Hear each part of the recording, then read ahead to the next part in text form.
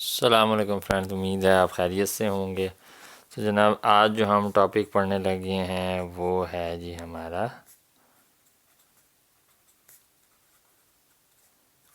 Arithmetic mean. देखिए, हमारे पास different fields होती हैं, जैसे बैंकिंग हो गई, मार्केटिंग हो गई, एग्रीकल्चर हो गई। इससे आपके पास डिफरेंट सब्जेक्ट्स हैं, मैथमेटिक्स हो गया, इकोनॉमिक्स हो गया।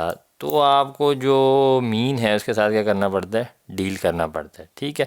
अरिथमेटिक मीन के हमारे पास डिफरेंट नेम्स हैं। इसको हम एवरेज भी बोलते हैं, इसको हम सिंपल मीन भी बोलते हैं, इसको हम एम के नाम से भी जानते हैं, और इसको हम एक्स बार के नाम से भी शो करते हैं। ठीक है। तो आपको एवरेज के साथ डील करना पड़ता है। किसी फील्ड में आपको एवरेज की ज़रूरत पड़ती है, उसके बगैर आप किसी भी चीज़ की एवरेज नहीं निकाल सकते, ख्वाह वो स्पोर्ट्स ही क्यों ना हो। स्पोर्ट्स में भी जो आपके पास, अगर हम क्रिकेट की बात ले लें, तो अगर आपने एवरेज निकालनी है किसी प्लेयर की, बैट्समैन की, फुटबॉलर की या बॉलर की, कि वो कितनी विकेटें लेता है, कितने गोल स्कोर करता है, कितने रन्स बनाता है, तो उसके लिए आपको एवरेज की ज़रूरत पड़ती है। हमारे पास डिफरेंट टाइप्स ऑफ एवरेजेस होती हैं, उनमें सबसे जो कॉमन है या जो ज़्यादातर यूज़ होती है वो है अरिथमेटिक मीन।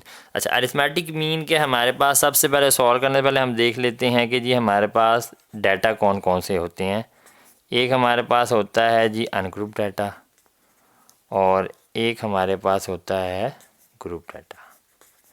इन दोनों में क्या फ़र्क होता है? अनग्रुप डाटा वो डाटा होता है कि जिसमें फ्रीक्वेंसी हमारे पास गिवन नहीं होती,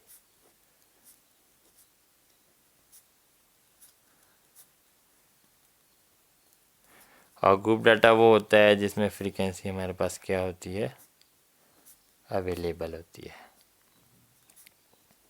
अच्छा, अब देखें, अब आप सोचेंगे कि फ्रीक्वेंसी क्या चीज़ होती है। फ्रीक्वेंसी वो चीज़ होती है कि जो हमें बताती है कि कोई नंबर कितनी दफ़ा आपके पास डाटा में आ रहा है। अगर फ़र्ज़ करें कोई नंबर है 2, अगर वो डाटा में 5 दफ़ा आ रहा है तो हम फ्रीक्वेंसी उसकी क्या लिख देंगे, 5। कि कोई भी चीज़ कितनी दफ़ा आ रही है तो वो हमारे पास उसकी क्या कहलाती है, फ्रीक्वेंसी कहलाती है। ठीक है। अच्छा, उसके बाद आप देखें, ये मैंने आपको बता दिया कि जिसमें फ्रीक्वेंसी नहीं होती वो डाटा अनग्रुप डाटा होता है, जिसमें फ्रीक्वेंसी होती है वो हमारे पास कौन सा कहलाता है, ग्रुप डाटा कहलाता है। अब जनाब, इसके हम फार्मूले पे चलते हैं। तो सबसे पहला जो हमारे पास मेथड है अरिथमेटिक मीन का, वो हमारे पास कौन सा कहलाता है, डायरेक्ट मेथड। ठीक है। अब देखें, अब जो जो मेथड हम पढ़ते जाएंगे ना, वो ग्रुप डाटा के हिसाब से भी हम देख लेंगे और अनग्रुप डाटा के हिसाब से भी देख लेंगे। तो अगर हम अनग्रुप डाटा की बात लें, ठीक है, तो इसमें अगर हमने मीन निकालना है तो उसका फार्मूला ये हो जाता है, X bar is equal to summation X over N. ये वाला जो साइन है ये समेशन के हिसाब भी कह सकते हैं इसे हम, या इसे हम कह सकते हैं सम ऑफ एक्स कह सकते हैं। और अगर हम ग्रुप डाटा की बात करें तो ग्रुप डाटा में फार्मूला सेम ही है हमारे पास, बस हमारे पास क्या आ जाता है, ऊपर आ जाता है समेशन एफ एक्स, और नीचे हमारे पास क्या आ जाता है, फ्रीक्वेंसी का सम आ जाता है। अब ऐसा करते हैं जी, मैं आपको क्वेश्चन एक बता देता हूँ सॉल्व करके, ताकि आपको दोनों चीज़ें क्लियर हो जाएं कि किस तरह हम ग्रुप डाटा और ग्रुप डाटा में जो है वो अरिथमेटिक मीन निकालते हैं। अब देखें, फ़र्ज़ करें कोई सी भी एग्जांपल ले, तो मैं फ़र्ज़ करें वैल्यूज़ ले लेता हूँ जी, हमारे पास डाटा में दी हुई है वैल्यू। फ़र्ज़ करें डाटा ले लेते हैं 8, 5, 3, 1 और 6, और इसका हमने क्या निकालना है जी, मीन निकालना है। कौन से मेथड से, डायरेक्ट मेथड से। अब देखें, ये वैल्यूज़ किसकी हैं, ये एक्स की वैल्यूज़ हैं, फ्रीक्वेंसी गिवन नहीं है हमारे पास, तो हम एक्स बार निकालेंगे। एक्स बार का फार्मूला क्या हो जाएगा, वही sum of X by N.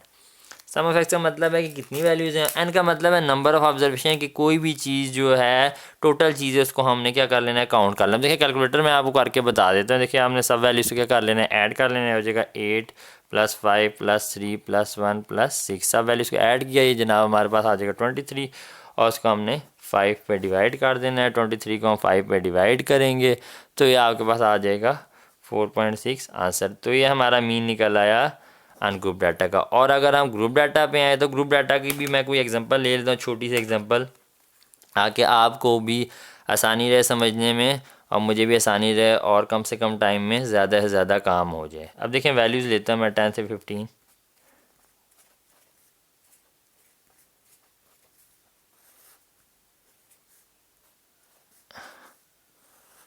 अच्छा, ये हमारे पास फ्रीक्वेंसी दी हुई है, ये हमारे पास जनाब दी हुई है क्वेश्चन में क्लास बाउंड्रीज दी हुई हैं। जैसे कि क्लास बाउंड्रीज और क्लास लिमिट्स में क्या फ़र्क होता है। क्लास बाउंड्रीज वो होती हैं कि अगर एक क्लास है उसकी अपर लिमिट और दूसरी क्लास की लोअर लिमिट, इसी तरह दूसरी क्लास की लोअर लिमिट तीसरी क्लास की लोअर लिमिट अगर ये आपस में इक्वल हैं या सेम चलती जा रही हैं तो इसका मतलब क्वेश्चन में क्या दी हुई है, क्लास बाउंड्रीज दी हुई है। वरना हमारे पास क्वेश्चन में क्लास लिमिट्स दी होती हैं जिसमें एक क्लास की अपर लिमिट दूसरी क्लास की लोअर लिमिट आपस में बराबर नहीं होती। ठीक है, अब देखें फ्रीक्वेंसी तो दी हुई है, लेकिन एक काम क्या है हमारे पास, देखें क्वेश्चन में यहाँ क्या है, एक्स है, तो एक्स इसमें मौजूद नहीं है, तो एक्स हम निकालेंगे। एक्स क्या कहलाता है, मिड पॉइंट। मिड पॉइंट का ये मतलब होता है कि कोई भी चीज़ जो है उसका दरमियानी हिस्सा हमने निकालना है। तो दरमियानी हिस्सा मिड पॉइंट किस तरह निकालेंगे, देखिए जिस तरह दो लिमिट्स है ना, मतलब लोअर लिमिट पहली क्लास की और उन दोनों को ऐड करना है, 10 और 15 को ऐड करना है और उसको 2 पर डिवाइड कर दें। तो जनाब ये हम आपके पास आ जाएगा 12.5। इसी तरह नेक्स्ट वाली भी ऐड कर लेनी है, वैसे भी 2 पर डिवाइड कर देने आ जाएगा 17.5। इसी तरह 20 और 25 को ऐड कर देंगे और 2 पे डिवाइड कर देंगे, तो ये जनाब आ जाएगा 22.5। अब जनाब एक्स बार निकाल लेते हैं, इसका वही फार्मूला है summation F X by sum of F. अब जनाब हमने ऐड कॉलम एक और बनाना है, वो कौन सा बनाएंगे हम, एफ एक्स का कॉलम। ठीक है, तो इसमें हमने क्या करते जाना है, एफ और एक्स को आपस में मल्टीप्लाई करते जाना है। ठीक है, अब देखें ज़रा 8 को हमने 12.5 के साथ मल्टीप्लाई किया तो ये आ जाएगा जी 100। इसी तरह 10 को हमने मल्टीप्लाई करना है 17.5 के साथ, ये आ जाएगा 175। एंड देन लास्ट वैल्यू को भी हमने 7 के साथ मल्टीप्लाई कर दिया तो ये आ रहा है 157.5। इधर हम समेशन एफ एक्स कर लेते हैं, सब वैल्यूज़ को ऐड कर लेते हैं, तो ये जनाब आ जाएगा आपके पास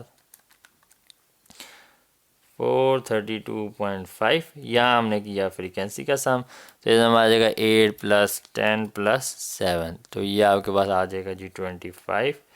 तो जनाब आपने क्या करना है, 432.5 को 25 पे कर दिया है डिवाइड, तो आपका जो मीन आ जाएगा वो जनाब आ रहा है 17.3।